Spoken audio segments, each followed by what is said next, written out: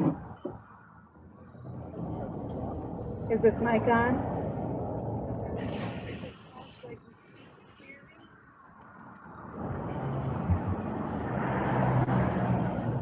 Are we ready to go there, Jim?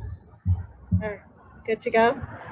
All right, hello and welcome to our voter education event hosted by Ellington Equality in partnership with Hall Memorial Library. And thank you to those on Zoom as well as the people that are in attendance here. My name is Allie Burdick. I'm the director of Ellington Equality, and we're happy to see everybody here and to be able to hold this event close to what is a very important election season and an interesting political climate. So I'm going to introduce now our esteemed keynote speaker, Dr. Gerald Duquette, who hails from Central Connecticut State University, the Associate Professor of Political Science and Director, Public Administration Concentration.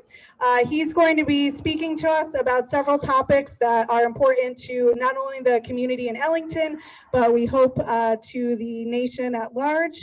And then we are going to have some question and answer, both from the people on Zoom and also from the crowd. And then we are going to hand it over to Jamie Foster and Senator Anwar, that we're so happy that both of you could be here. And we do want to note that we extended this invitation to all local candidates, and they could either not be here tonight or they politely declined to attend. So we are going to get started with the event, and Dr. Duquette, take it away. Right now, you're probably going to have to do some kind of sound check because I don't need this mic, but I do need it for Zoom, right? Yeah. Is that, can you hear me okay on Zoom? Is that working for them? Because I don't really want to get close to the mic. It's not comfortable. Good to go. I can just prattle on endlessly for you to get a sound check. Thank you folks for coming. I'm absolutely excited to be in front of live human beings, which I haven't been in many months. I teach online now entirely, and it's actually very refreshing to get a chance to actually talk to live people. I had to pick out a full outfit. Other than that, it was, it's, which I'm not used to doing. Actually, when I went for these pants, I realized that they were in a drawer that we haven't looked at in many months. So, now, Allie said that I've been invited to talk about many topics. Well, when you get an invitation like that, what you do is you look and you say, which one do I really want to key on? But what I really want to make sure that I give you the opportunity to do is ask me questions about whatever you like. Oh, can you use the mic there? Zoom's just a little difficult. I'm sorry, I can't hear you. Oh, can you use the mic a little bit? The Zoom is do that actually, yeah. To put my Sorry. face in it. That'll help. How's that? Ooh. Much better. Very good. Let me also take a quick drink here, if you don't mind. So I will answer whatever questions you like about whatever topics you like. When I got the invitation, and one of the things I keyed on was the importance of the vote, even if you are, for example, a citizen in Connecticut, where we know how it's going to go. And so as a political scientist, when you're asked to talk about the importance of the vote, there are several different ways you could do that. In fact, it's actually the kind of thing you want to talk to undergraduates about at the beginning of a political science course, because it's the one activity that everybody sort of understands intersects with their lives or will intersect with their lives. Voting is where everybody's real lives or other lives sort of intersect with politics in a definitive way. Not to say that they are definitely going to become voters or are voters, but that's the one thing sort of in our lives that we think about as the central activity for the average citizen. The average citizen certainly doesn't think of themselves as political, quite the opposite. In the United States, the average citizen is repelled from politics. The average politician doesn't admit to being a politician in the United States, which, by the way, is very unique to the United States. It's a cultural thing.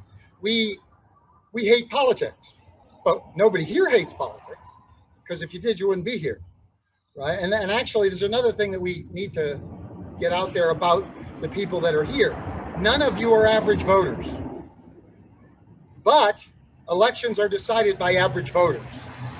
So when I talk to people who are interested in politics, I'm usually talking to people like you, people who are interested and follow politics and think about politics.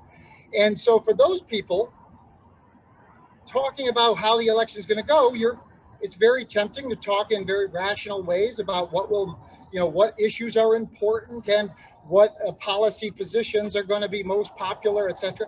But the reality is that policy and process, even none of that is particularly important to the average voter. The average voter, and this is not some new sort of internet age thing, the average voter has never been sort of tuned in at the level of policy or process. And it's important for us not to just sort of be cynical or be sort of, negative about it and say, God, I really wish people were more well informed. I really wish people would take their responsibilities to vote more seriously. The reality is it's not really, we're asking of the average voter probably something that isn't as reasonable as we think it is. We think it's reasonable because we are interested in politics, right? And the key that I always say to students, I have a lot of freshmen, in my 110, my introductory course, who are never going to be a political science major, but it's a gen ed and they're taking, I say interest is a prerequisite to knowledge. You can't expect people to make themselves more knowledgeable if they don't care, if they don't actually have an interest in doing so. And as we sit here in 2020 in the United States of America, the chances of figuring out a way to give the average voter a reason to be interested are worse than they've ever been, really. And they've never been good. And I don't say that to be pessimistic, I say that to be realistic. Because when you are, like a lot of these people, you were trying to mobilize people to understand their interests, to understand that when they vote, it has an impact on real life situations, and you're going door to door to try to explain those things to people. And certainly if an average voter has a visit at her door from a candidate, they're going to listen and they're going to hear, and they might even show up to vote, but they're not going to change their life's interests, right? They're not going to suddenly become a civically minded citizen. What we have to think about is the degree to which we are not encouraging civic mindedness at a deeper level. How many politicians do you know who come up who stand on the stump and say, I'm a proud politician? I put professional politician on my occupation. They don't do that, do they? Or I'm a party guy and I vote with the party every time and I'm loyal to the party. Again, these are things that they're true in a lot of ways, but the average American actually thinks that makes that person not qualified or not someone that you would like to vote for or be associated with. In other words, the average American thinks of politics and partisanship in almost entirely negative terms. And that's a problem, because how do you raise awareness through a process designed to raise awareness when the process itself has been so thoroughly discredited? And in fact, thoroughly discredited by the practitioners of the process. The politicians understand, first and foremost, if you are a good politician, that you got to get people to come out and vote for you. You can't change their minds first and then get them to vote. You have to have more realistic expectations. You have to speak to what they already believe. We would love to think that politicians should go out and change minds, but we have a competitive political system.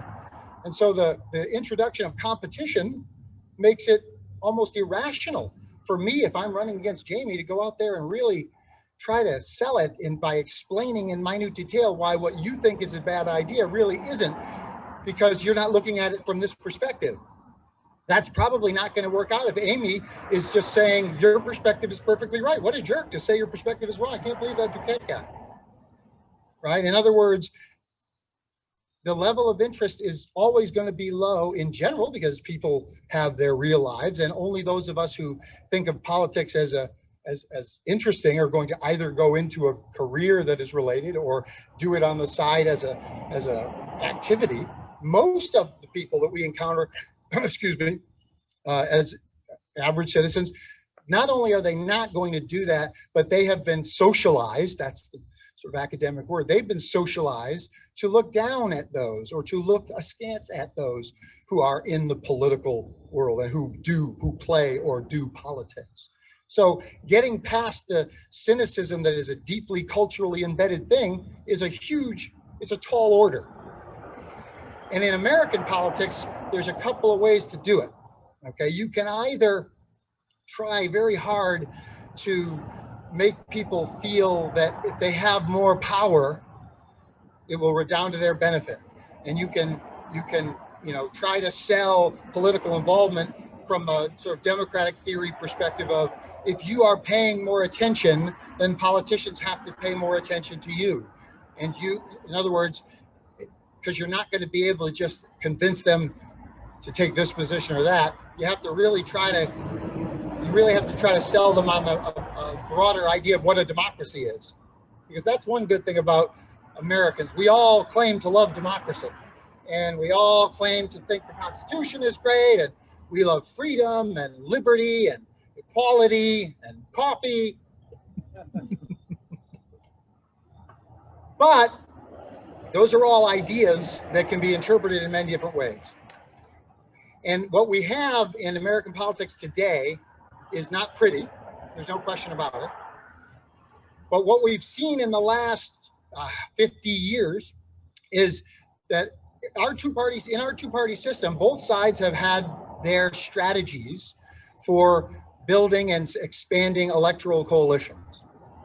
And what I'd like to do quickly, because I really don't want to be on to, is just talk very briefly about how the Republican Party over the last half century or more and the Democratic Party over the last half century or more have approached the activity of increasing or maintaining their, what we would call their electoral coalition.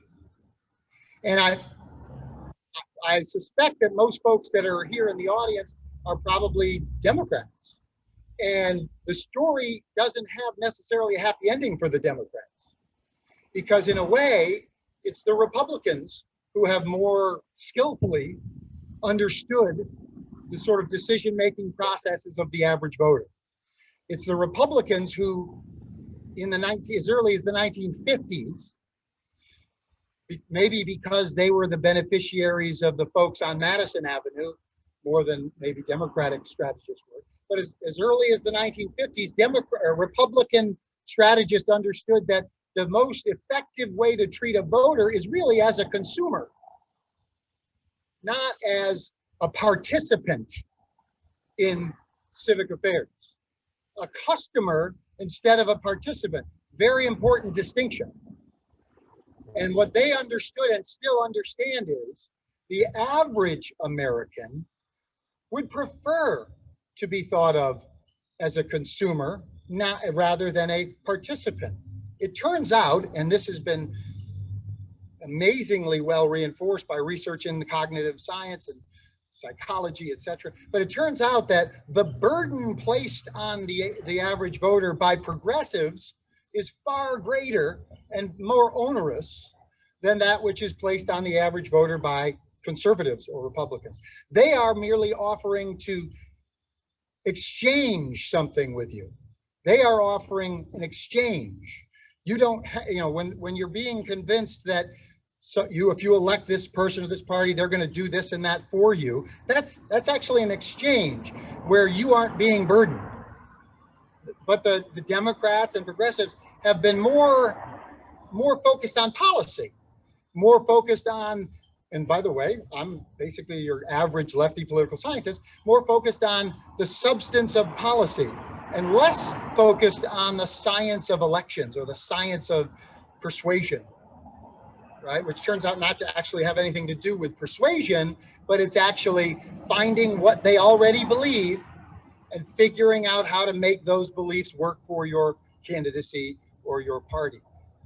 Why I say that's slightly bad news for the left in American politics, because they have a vision of citizenship that has actually never borne itself out. Progressives at the early 20th century, progressives, what we call new progressives in the 60s and 70s, progressives in the 21st century are all about educating the citizen and bringing the citizen into the process, making them a participant, getting them a seat at the table. But the average American has never really wanted to have to go sit at the table. They've really wanted somebody to do it for them. And they've just wanted to vote for them and then, move along. The average American is not interested in political participation. Now, a lot of folks would argue that's only because they don't know how great it would be if they had the power. But we've really got, 70 years of social science research that says even when they know, they really choose to let somebody else do this for them. And that means that we are in a political situation where a lot of people on the left are aghast at the power that Republicans have been able to accumulate in American politics over the last 40 years, 30 years. Right now, more state legislatures and governors are Republican than Democratic. When I was a youngster, that would have seemed absurd and crazy, impossible.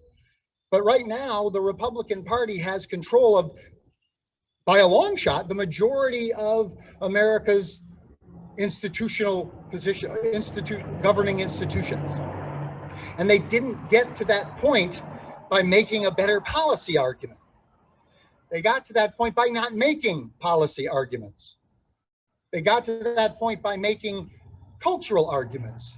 They got to that point by making arguments that would resonate in the gut of Americans, that don't necessarily require a great deal of, sort of education. They took Americans as they found them, and they figured out what it is that they really wanted out of an elected official. And they started to think about it. That's what we need to deliver. And they had to do that because their policy arguments, they already had figured out by the 1950s, we can't keep arguing with all these liberal intellectuals and policy people. We're never going to win those arguments on those terms. We've got to change the terms of American politics. And what they did was they changed the terms from what at least we used to hope was ideology, left-right ideology, and this sort of argument at the minimum for the benefit of citizens who would make a decision about which ideological approach they prefer. But what they figured out a long time ago was we as in Americans, average Americans, we are absolutely not ideological. We don't get driven, we again, as a collective, not we here, but the average American is just not driven by liberalism or conservatism. Although there's a lot of really interesting research that shows the word conservative is more useful than liberal in American politics because it actually applies to other elements of life and there's a positive connotation to it. But the reality is Americans, political science has always sort of preached, if you will, that Americans are not ideological. And the problem is that if you have a substantive policy agenda that you want to convince people is really helpful, you kind of have to be ideological. And I'm using that term loosely. You have to actually have a rational, sort of interpretive scheme for deciding what's true and false and good and bad. Ideology, that's what we're going to call that for now. The Republicans began a long time ago developing the notion of identity. Hold on one second. In other words, you want to get at people's votes, at why they're voting, figure out who they are, not what they want. Who are they? In other words, what is their identity? Who do they look around and say, I'm like that guy or gal? Because, and this again has been really reinforced by research across many social science disciplines. The fact of the matter is the average American doesn't do a lot of homework, and when it comes to politics, they essentially crowdsource the job. Right? They think about politics and policy and parties and politicians in terms of the impression that other people they envision like themselves have about the party or the policy or the candidacy. In other words, chubby middle-aged white guys. I don't know. It doesn't even matter how you think of yourself, but whoever it is you're looking around and saying they're my peers. Well, it turns out they're having a huge impact on your decisions about what is good, bad, or ugly, what is right or wrong when it comes to politics particularly. Because remember, politics is not something people are encouraged in the United States from birth, or the average person, to become involved and interested in. It's something that we at best are told is an obligation. And so the role of our social identities, political identities, so they're all sort of coming together. They're coming together much more in the 21st century because of the way information is processed. It used to be that we could distinguish between people's social identity and their political identity. I don't know how many people out here have read that the book that was a bestseller called Bowling Alone by Robert Putnam. It's a book that basically was about the fact that people stopped having a space for civic activity in their lives. There's not as many, bowling leagues or civic associates or what have you. Something you people wouldn't understand because you're here and you're probably all involved in at least one civic organization. But the average American doesn't do that anymore, right? They don't have relationships, local relationships with their neighbors that are systematic like a bowling league. Now people's politics are developed from the World Wide Web.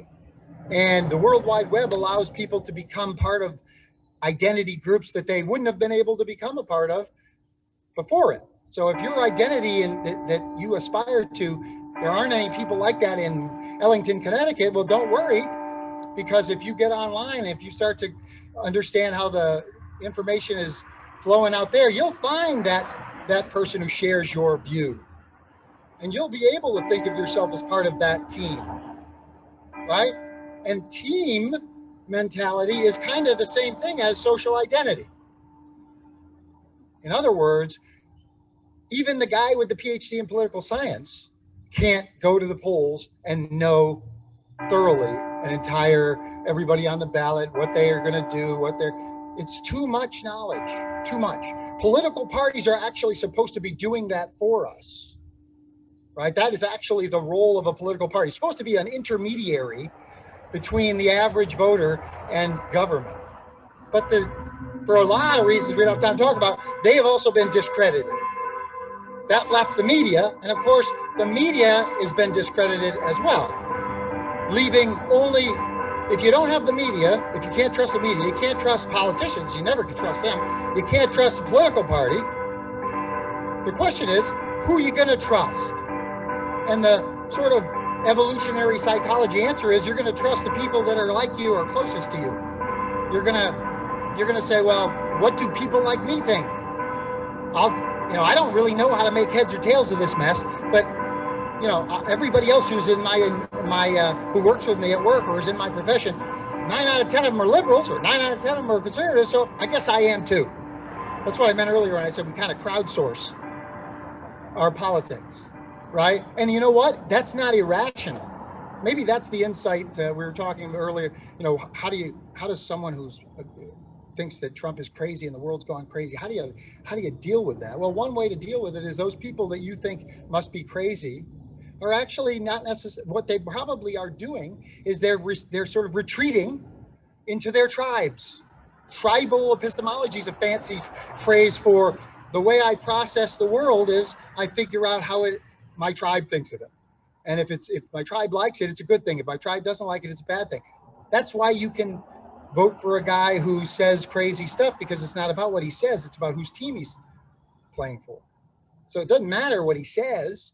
If you understand that everybody in your group is for him, well, we can't all be crazy. Obviously, we've got a way to get what we want out of this crazy guy, right? Obviously, do any of you actually believe everything that the politicians you support believe? I'm going to go ahead and say probably not, right? And I also think it's fair to say, as I said before, this is what I do for a living. You would assume that every time I go to the ballot, I've done my homework. Well, the fact of the matter is there isn't time for the kind of homework that is presupposed by the sort of progressive notion of do your homework, don't do what other people say. Do your homework, don't just follow the party line. In my whole, I've been teaching for too long, and I always ask of specifically, new freshmen students, I always ask them if they, how they would respond to the question of, or do they believe that that you should vote the person or the candidate, not the party? And 9 out of 10 always say, yes, of course, that's to be assumed. And then I tell them, well, you're wrong. And that blows them away. So you're telling me, Professor, that I should just pull the lever for the party and not do my homework? And then of course, because shock value is used, so I say yes. Now the question is, how could we defend that? That's incredibly hard to defend in American politics in 2020 or in 2010 or in 1970, quite frankly. But the reality is that no matter how imperfect a political party is, it is a much more rational gauge of consequences than any candidate, right? Obviously, Trump is the president of the United States. The real impact of his administration is and will be extremely partisan, right? The fact that he is corrupt and dishonest is all true, but the impact is 6-3 on the Supreme Court. The impact is 30% of positions in executive bureaucracy have gone unfilled for 4 years. The capacity of the federal government to engage in all kinds of policy activities has been degraded in ways that would frighten you if you got a close look at it.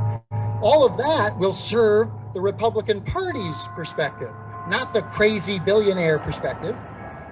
But yet Americans are still 100,000,000% sure that parties are bad and I should think for myself. Well, thinking for yourself was never possible, but in the present information environment, it's not only impossible, it's I hate to say it's stupid. It's not the best, most rational approach. The best and most rational approach is to try to have a big picture understanding, and parties remain the best label, the best way to go down that ballot, and you don't necessarily know anything about the school board candidate. Should you leave it blank? No, you just vote the party. But you know what? The average American assumes they should leave it blank. Actually, we have an epidemic of blanks in American ballots, which is kind of funny. I'll leave you with this little story that I always use in this context. It's about little Mrs. O'Reilly, who was a dyed-in-the-wool Democrat who raised a son who went off, became a successful businessman. Well, he happened to be home, and he was bringing his mom to the polls one day, and he was getting on her case because she just votes Democrat. She doesn't do any homework, and he was getting on her case. And he said, "Ma, this is ridiculous. If Jesus Christ came back and ran as a Republican, you'd vote for the Democrat. You wouldn't vote for him." And quickly, Mrs. O'Reilly turns to us and says, "Hush now. Why should he change his party after all these years?" Anyway.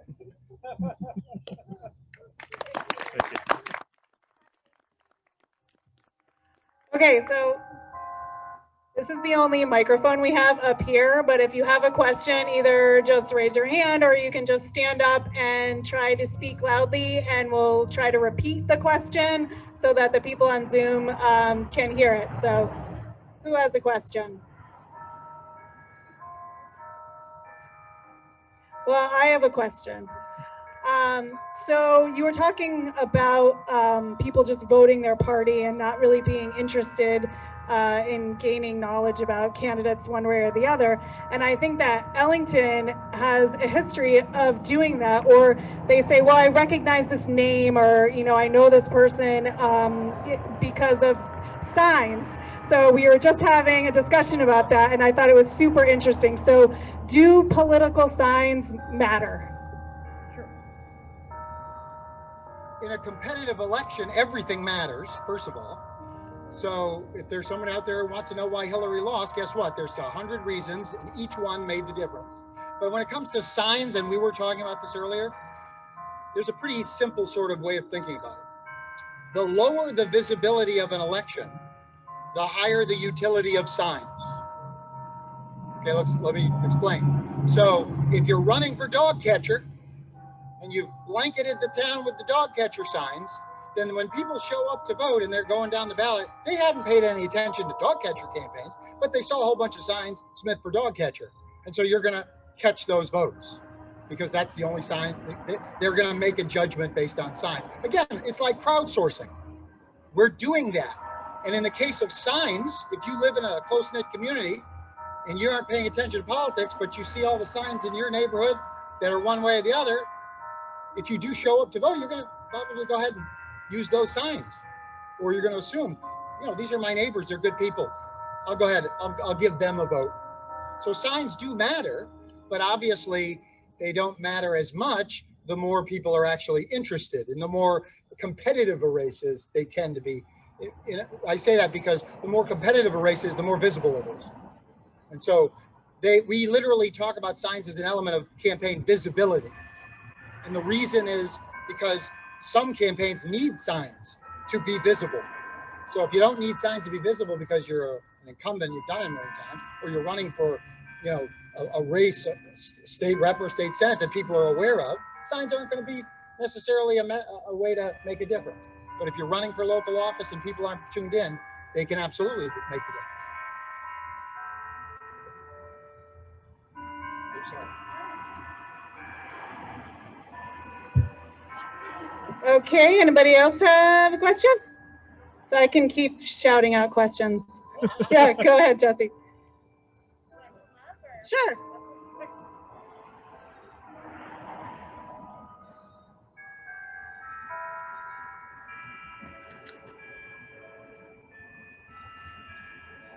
I was just wondering if, given the current national political climate, if you see a path towards unity coming forward. No. Let me elaborate. The reason why unity isn't in the offing is because it's never been. We've never been united politically. We've always had a competitive political system. The degree to which we interpret it as less united today is actually kind of a function of attention to politics. It's not that people are choosing to be attentive to politics, it's that politics is attentive to them. In other words, you can't escape politics the way you could 20, 30 years ago. The political argument intrudes now on life in America in very non-political ways. There's been a real collapsing of the walls between religion and politics, between the private and the public sector. These are all walls that have collapsed a bit, and that collapse is exacerbated by the World Wide Web, by the fact that now conversations don't require proximity. And so you can become involved in a hot competitive conversation with people throughout the world, and it can get even more, it can seem more consequential now if everybody around the world is talking about the same thing. So the world's gotten a lot smaller, and that has made it a lot more difficult to ignore the fact that democratic, little d, democratic politics is not supposed to be united. In fact, classically speaking, unity in politics is usually a line you try to feed people to obscure what ought to be conflict. So don't feel like we're not united, that's a problem, because that's not the problem. That's just politics as it's always been. It's just a little more in your face. Yeah, I think that's an excellent point. Anybody else? Okay, I'm just going to ask one last thing. Go ahead. The argument that progressive politics are more competent for us.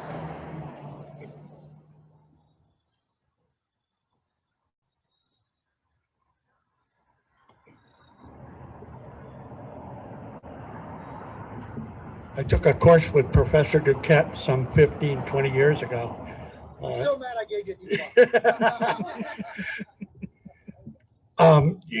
You talked about progressive politics being more difficult to communicate to voters, and arguments when you're dealing with issues and you want to make a progressive argument, it is more complicated than a simple slogan.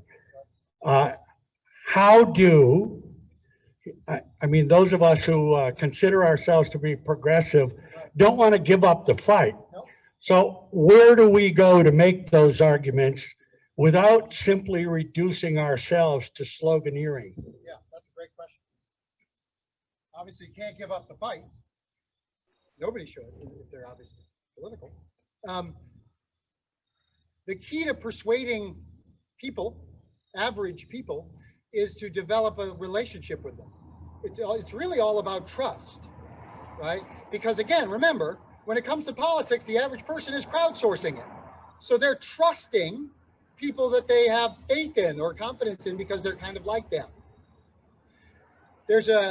I might have even talked about this in the class you took. There's a lot of great cognitive linguistic, theories out there about how to create bonds of trust with people that will be useful for persuasion. The bad part of this answer is this takes time and it has to be done incrementally. And one of the things that's always going to be true of progressive politics is progressives are impatient. That's part of being a progressive. When you're trying to make the world a better place and a more just place, you want it to be more just for people before they're dead. So you want it to actually happen in the near term, right? That's understandable. The problem is that it goes against people's natural tendencies when being persuaded, in terms of being persuadable. So it's about developing trust. Let me give you a quick vignette about, there's a cognitive linguist by the name of George Lakoff who wrote a book called Moral Politics. Fabulous, interesting. And what he basically was saying is that you have to frame your arguments. The problem with this, when I explain this to progressives, is it sounds like Madison Avenue, how to fool people. And in a way, it certainly can be. But it's also how to make people trust you. And so the idea is, if you frame the language and the argument in friendly ways, you're going to not turn them around for this election. You're not going to get people, oh, you're right, I'm going to go. But you're going to establish a position of trust with those people. The example I always use in here is, let's say I'm a liberal college professor who belongs to the Hampden County chapter of anti-death penalty chapter, which I do. And I was going to speak to a group of people that I knew to be, very strong advocates of the death penalty. If I go to those people, I certainly shouldn't be framing my argument the same way I would frame it to a general audience, or the same way I would frame it to an audience that has the propensities or that seems like they might be susceptible to my argument. I have to frame it in a way that is consistent with their pro-death penalty argument. In other words, you have to ask yourself, why do people support the death penalty? And for the sake of making this fast, let's just say they support it because it's a sense of justice, retribution. It's like reward and punishment. It's like eye for an eye. It's a morally righteous notion that it would be wrong not to murder a murderer because they deserve what they got. So it's a moral feeling. That's not going to be changed by my statistics that say it's actually cheaper to leave them in jail for the rest of their lives. They're not going to care about the rational data that I could bring to bear to say we're wasting money, we're wasting this. But if I can figure out a way to make my opposition to the death penalty come from the same moral place as their advocacy for it, then I've made progress. And so I might come and say, the death penalty is way too good for murderers. They deserve real punishment. Why should we be letting them off the hook with a needle in the arm? In other words, take the values that they're espousing in the death penalty and make them work for the opposite argument. Again, they're not going to say, oh my God, you're right, I'm against the death penalty. But suddenly the argument, the guy or gal who's making the argument has met them where they actually live, has met them at the criteria they're actually using to make a decision, and has, in a sense, said it's okay if that's your motivation. It's okay to have that moral principle. And guess what? You can have that moral principle and it wouldn't be lost if you changed your mind, because I have it too. And I use the same thing to get to this position. And so that just gives them something to think about, and it opens a door, right? Progressive politics is in a hurry for reasons that we should all understand. But we live in a political system that was literally designed to stop that. I mean, quite literally designed to prevent quick, change too quickly. And by the way, I would argue that is pretty consistent with human nature as well. People don't change their minds quickly. They change them incrementally. And so if you figure out the moral motivation, and all of our politics have a moral motivation, doesn't matter where you stand. If you're interested in it, and you're really interested in it, it takes on moral consequence, moral content. you gotta hook into that with the people you disagree with. And then you can find that common ground at the level of abstract principle, or in this case, moral principle. And that's going to be progress. That's actually going to move you closer to the possibility of returning us to a time when debates at least seemed more rational.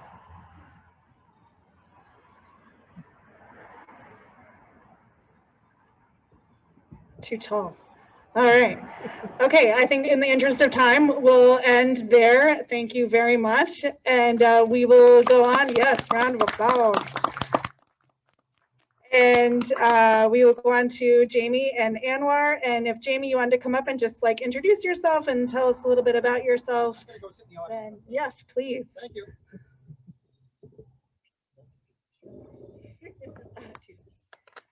All right. Thank you, everyone who's tuning in and listening. And for those of you who are here in person, my name is Jamie Foster, and I am running to be state representative in the 57th House District of East Windsor and Ellington. It's an honor to be here to talk to people. I think something that Dr. Duquette said that resonated a lot with me is that one of the most compelling things for people to see and hear as they choose a candidate is that their candidate's values and beliefs align with their own. And I also think that true and excellent leaders know who they are serving. And so I've been working very, very hard throughout this campaign process to get out and talk to as many voters as possible. And in a time when we're in a global pandemic, that's really challenging. But this is one opportunity to do that. But so is going door to door and texting and calling and trying to reach out to as many voters as possible. So I hope, if you're watching this, this is not the first time you're hearing from me, that in the last several months you've been reached out from me or someone who's volunteering in support of my campaign, because I believe the true testament of an excellent leader is knowing who you serve and what they want from you. And that regardless of party affiliation, regardless of your own personal agenda or priorities, if you set your agenda based on what the people you serve want from you, you will never go wrong. So a little bit about myself. I'm a research scientist. My expertise is actually community and population health. I have a degree in nutritional sciences, and my expertise has always had me studying hunger and food insecurity. And interestingly, in a time of a pandemic that's very closely tied in outcomes to diabetes and overweight and obesity and cardiovascular disease, things that are really tied to nutritional health, my expertise allows me to really well understand how this pandemic is affecting people in our population, who's at most and highest risks. And I think those skills will help me be an excellent legislator, because I also advocate and have been a proponent for policy that is good, sound food policy. And I think that I can hit the ground running as your next legislator and really understand how to promote health and well-being and make sure that people in our community are well served and have constant access to me as an elected official. I'm a mom. I have a 2-year-old daughter. Her name is Leona. And more than any of the things that I think I hear from people day to day as I'm canvassing and campaigning, I feel like running for office is so important for the next generation, for our children, and for my daughter, myself, because the world that they inherit is being primed by decisions that our elected officials are making now. So what my daughter's school system will look like when she enters the public school system, what community and population health looks like, what the economy looks like, what local business environment is, all of those things affect me and my family and my daughter. And I want to make sure that as an elected official, I am doing my best to serve everyone's children very, very well. So as I've been campaigning, I've been sharing with people my email address and my personal cell phone number. I hope that you've seen that and you've had access to it. I believe that everyone should have the same access to me that my next door neighbor has. And so I've been sharing that with anyone and everyone. So if in this discussion we don't cover an issue that's important to you and you want to know before the election where I stand, call me and I'd be happy to talk to you about what's important to you. And I'll make sure that that's integrated in my decision making as a legislator moving forward. So I'm looking forward to hearing what questions you all have, and I am beyond honored to pass the baton to our state senator, who is running unopposed, because I think in a time like now, there is no better state senator than a pulmonologist when you're looking at challenges of a global pandemic that's very pulmonologically related. So I pass the baton to our state senator. Thank you.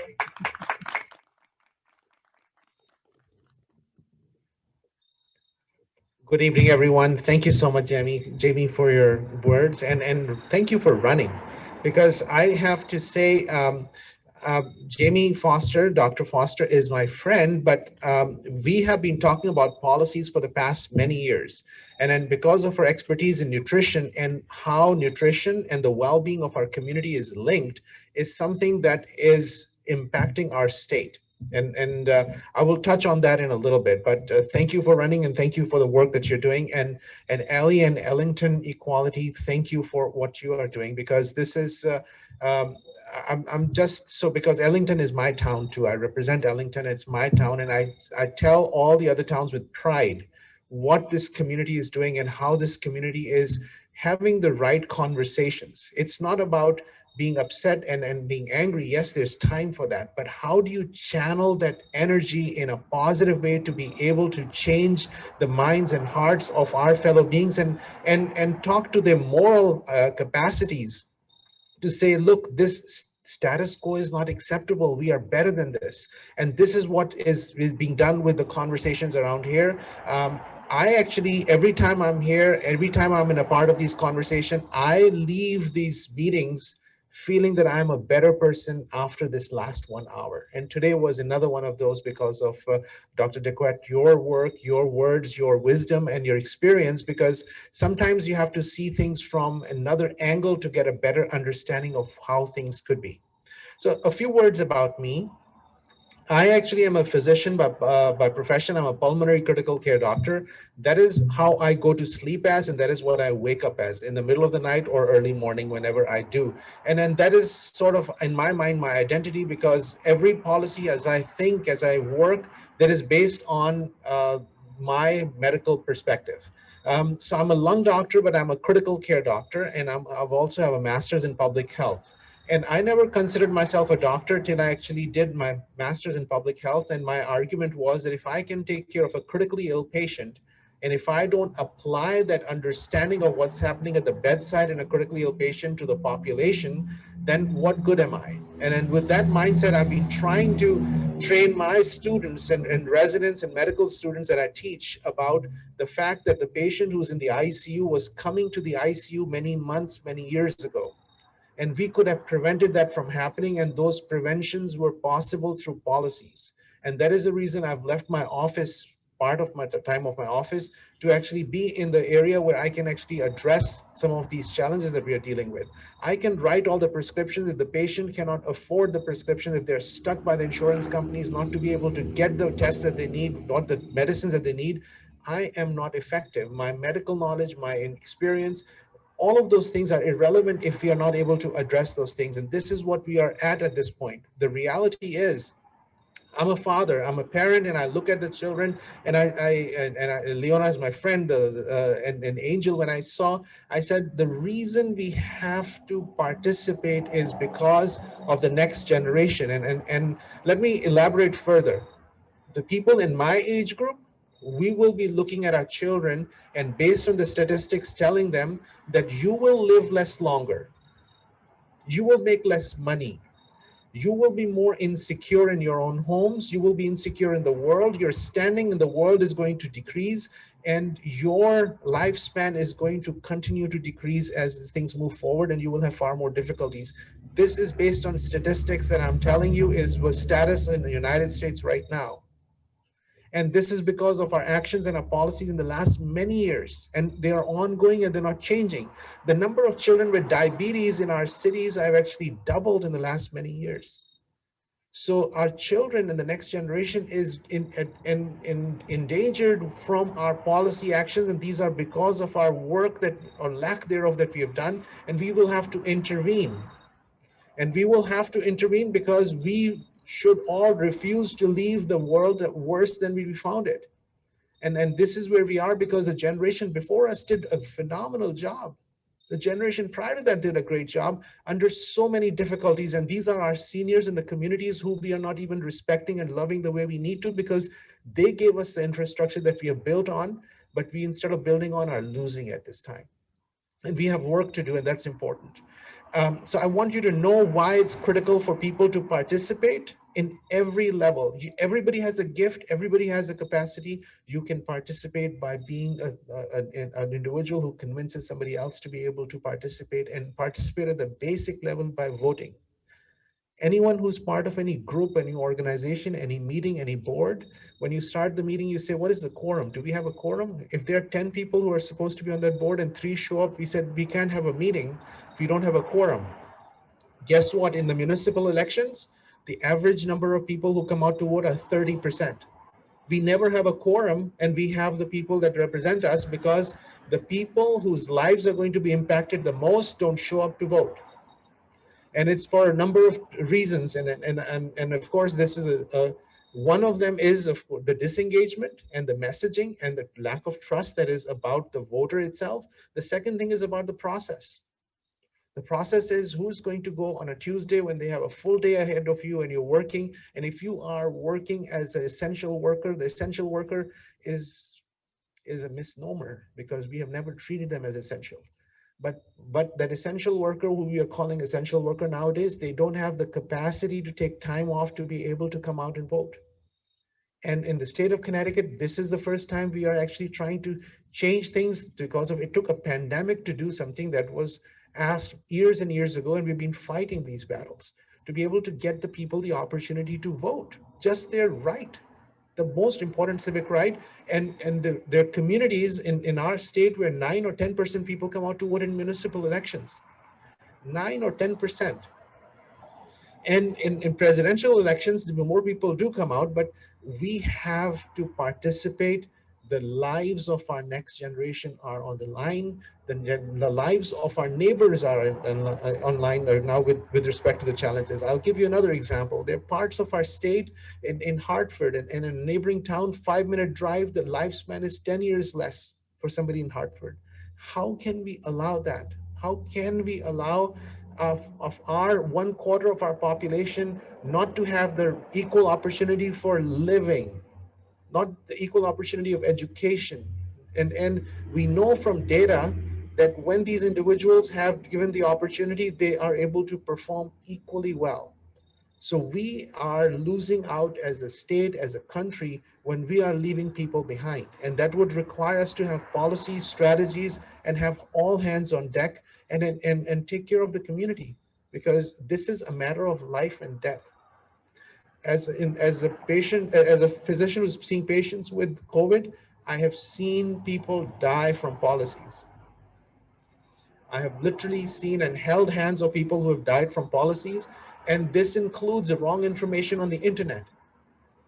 And we are living in an era where not only are we being manipulated from within the country, but outside of the country, and this actually disease that is metastasizing or increasing so rapidly is actually taking our lives, because it's setting into the minds of individuals that they have an understanding about the fact that masks are not needed, vaccines are not needed, this is not needed, and they are actually now moving away from not believing in science, and they're going to listen to somebody they don't even know who can articulate a very narrow message on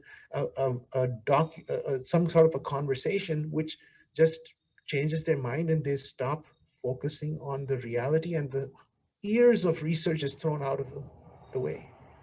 We are in very challenging times, but this is the time for us to recognize that we have a responsibility to leave this place better, and it would require to vote for people. I tell the people in Ellington and East Windsor, they're lucky that we have Jamie Foster running, and we need to make sure that we come out to vote and vote, and I would be honored if you'd consider me worthy of your support as well. Again, thank you for giving me this opportunity. Thank you.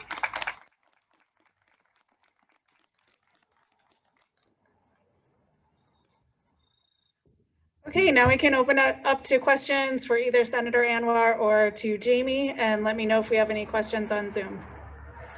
I can't really see anybody out there, so if you have a question, just come on up or yell.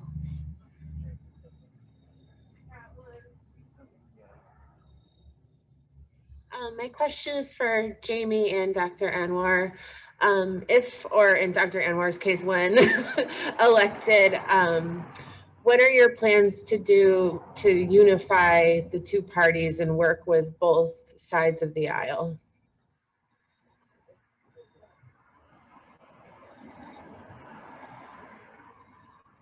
I think that this is a really challenging question in a district like ours, where I think that a lot of people feel very comfortably unaffiliated with politics in the traditional partisan system. We have more unaffiliated voters than we have anyone in any political party. And yet there's a really loud echo chamber of these sound bites of things that have become really fun to say. I stand for this, and I stand for this. And we've lost sight of talking about what matters to our friends and our neighbors and what issues actually matter on the local level. And I think that as long as those conversations are top of mind in everything that we do and all the work that we take, you can be a leader for your district, regardless of your party affiliation. I was really mindful of that and the partisanship as I entered this race and sought the independent party endorsement, because I thought it was the most obvious and clear way for me to convey a message to the average voter that regardless of who you are and what party you are in, if I get elected, I am your elected official and you have access to me. Regardless of what party you're in, I am accountable to you. And so I'm sharing with everyone I can meet my cell phone number. I'm sharing my information out far and wide. And I think that making sure that everyone has a voice and a way of contacting their elected officials and places where they can speak. I plan to hold office hours. Senator Anwar does that monthly in every town, and I plan to do that as well. And I think that that opportunity for people to have transparent access to you and engage in conversations where it's not, trust me, I know better than you, because that's not the case. I don't think anything ever happens out of an echo chamber. There's never good solutions that come when everyone thinks similarly. And so if an elected official thinks I can get elected, I can do everything the way I had intended to the moment I got in, that's not good leadership. And good leadership comes from someone who's going to listen to the people that they serve and make the very best choices they can, given what they're hearing from their constituency. And that requires listening and being accessible. And I promise to do that. So that's my pass the time.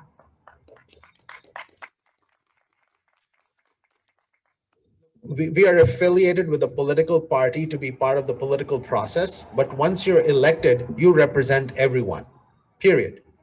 And you have policy perspective on the broader policy, but the key and most important thing is, are you available to listen? And listen with an intent to understand and with an intent to see what can be done to actually address the concerns people have. I'll be the first one to say that there's no one party which has answers to all the problems. Absolutely not.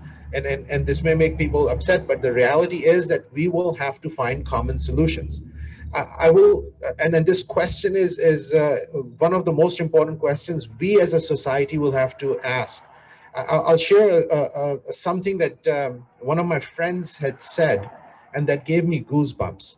And this is, I'm on a board of Karuna Peace Building Center. It is out of Massachusetts. Karuna Peace Building Center has been working on peace building in the world wherever there are conflicts. The founder is an amazing woman.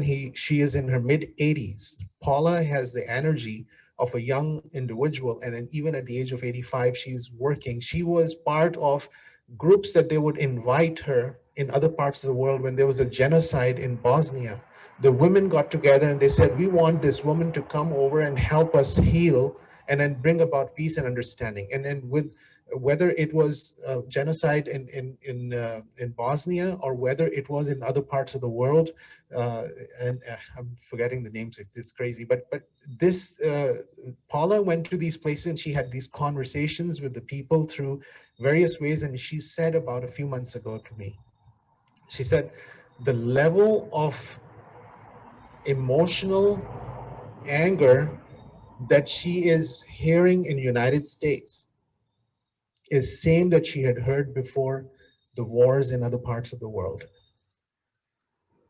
And I said, are you sure? And she said, absolutely. And then what she has done is she actually, in part of Massachusetts where she lives, she actually was able to, there had 90% people had supported and voted for Hillary in that town. And in Kentucky, there was a place where 90% of the people had supported Bush. she was able to get 20 people from there and 20 people from here to interact with each other. And it required individuals to start to humanize. And before they knew it, when you look at somebody's eyes, you spend time with somebody, you change. There's something about this that you actually sit down and listen and see the human. And in our social media world, we are not making eye contact. We are not holding hands at times or touching each other's hands at times, which is actually a problem because we have lost the humanity around recognizing the vulnerability and the fear somebody else may have about the world. And that's something that is important. And the other thing that I've learned very much so from Vice President Biden, he's very articulate about something that he says. He says, I will never question the intent of the person on the other side of the argument. I will argue with them on what they are planning to do with respect to how they will want to achieve it, but I will not question their intent. And I think that's an important thing that I have learned. So I don't question the intent, because as soon as you question the intent, you cannot have a conversation. So I question the strategy to fix the issues. I don't question the intent, and that makes me work collaboratively with individuals, and I try to spend time with them and listen. And that may be something that we all can do, because we will have to heal, because again, this is part of our collective threat that we have. Sorry, longer, but this is the most important question, I think. Thank you.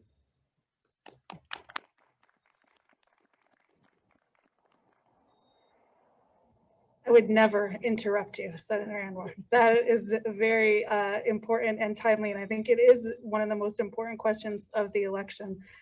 Does anyone else have a question out there? Come on up.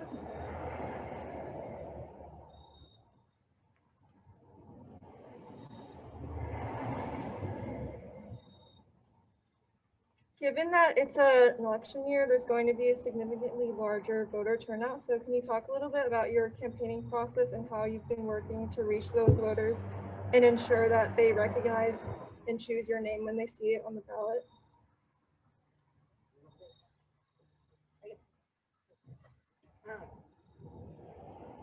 So voter engagement is challenging in a time of coronavirus. But I think it's important, because I don't think you can legislate unless you speak to the people who elect you.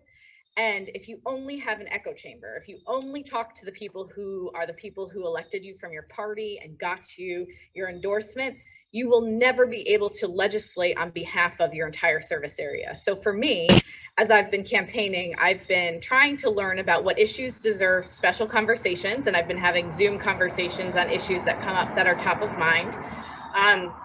Going door to door, texting and calling as many voters as I possibly can. Every weekend and every evening during daylight hours, I am out canvassing or calling, speaking to as many people as I possibly can, and sharing my contact information and encouraging other people to do the same. I'm also am participating in the Citizens Election Program. And with the money through that, one of my biggest expenditures is getting content mail to the people who are going to be voting in this election. And I think that hearing about key issues and the things that you plan to advocate for and work on, your agenda, especially an agenda that's formed based on conversations that you're having with the public, is really important for people to know who you are and what you stand for. I think the sign of any good leader in any field, whether it's in academia or in medicine or in the private sector, is knowing who you are and what you stand for. But any politician, who you are and what you stand for is your district. And if you don't know what your district stands for and what your district wants and expects of you, you can't be a good leader. So I'm trying to learn everything I can about every facet of the district, so that if I am elected in November, that when I hit the ground running in January, my agenda is set based on us, the people, holistically, we, before me, and my personal agenda. So.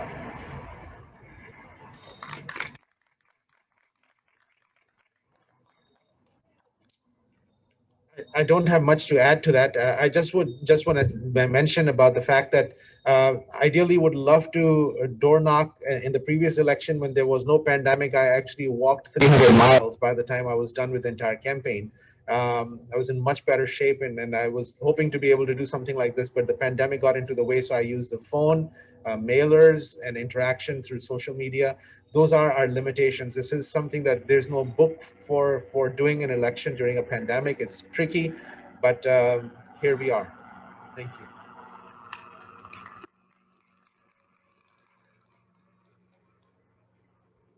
Okay, we have time for one or two more questions. If anybody has anything burning, now's the time to ask. Well, I have a question for you, Jamie. I know that you're endorsed by the Working Families, is that correct? So could you just talk a little bit about what that means, that endorsement, and how that came about? So all of the party endorsements required petitioning and then interviewing and knowing what the issues that are important. The Working Families Party aligns by its name, we have to understand that the vast majority of people in our area are working families. So advocating for the needs of people who have to consider childcare costs, affordable access to health care for them, their families, making sure that there are safe places for their children to be while they're working. Those are issues that are important to the Working Families Party. Another thing that's important that was part of the interview process for the Working Families Party endorsement is the environment. That was one of the key issues that we talked about. And interestingly, as I've been canvassing in Ellington and East Windsor, I've been hearing from lots of people who environmental issues are a top concern and priority for them. And so I feel like this was the first time that I've been involved with Working Families Party through this endorsement. And I feel like getting involved in this process had really prepared me to be canvassing and talking door to door. I served on the Board of Education and the Human Services Commission and the Farmers Market Board before I ran for office, and environmental issues have not been a key policy agenda that I have worked with previously on a legislative standpoint. And so talking to the Working Families Party has given me the opportunity to get more informed on those issues. So, and Dr. Anwar is also endorsed by the Working Families Party, but I think in general, we're talking about a party whose key values is making sure that the average American, the average person who needs access to affordable health care and that there needs safe childcare options. Those are key values that are important to the Working Families Party. I'll let Dr. Anwar also. So one of the fastest growing segment in our society is the working poor, which are the people who have been the essential workers who have been working 12-hour, 16-hour shifts, and even then they cannot afford to be able to own a house, own an apartment, and be able to comfortably live. And they are dependent on food share or other food banks to be able to survive. This is actually the reality that we are facing in our state and across the country. This and within this community, their ability to get healthcare is limited. Many of them are on Medicaid, and so the state is subsidizing those companies. And then the other thing that's been happening in many of these situations is that it's single moms, and I just recently heard this number that 80% of our state has childcare deserts, which means that you cannot get appropriate, safe childcare for the mothers, and that is a lifeline for being able to have the opportunity to work. And this is real impact because part of our population is not able to participate in real life, to be able to take resources and be able to have resources for the children, the food and support that they would need. And then we need to actually have policy. These are policy issues. You don't need more money for this. You need to actually allow policies which would allow the people to be able to take care of these things. I had a bill to be able to address this child care issue. The previous time, my partners, the legislators killed it. At this time, the pandemic killed it, but I'll keep bringing it back so that we can have local child care opportunities within the communities so that more people would have the opportunity to work. And then these are some of the policy areas that need to actually help the working poor communities and families.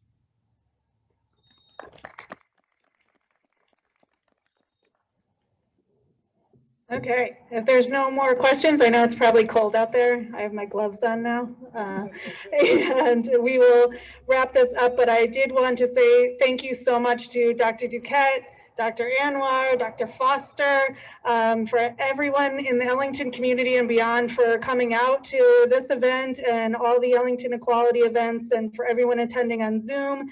And please, please vote. If you need help with that, we are here to help you. EllingtonEquality.com. There's going to be resources on, there's already resources on there. And this has been recorded. It will be posted so you can re-watch it. But if you have any questions for the candidates, for Dr. Duquette, for anyone in Ellington Equality, please reach out to us. We're here to help. And the most important thing we want you to get out of the event tonight is your vote matters. Please get out there and vote. Thank you, everybody.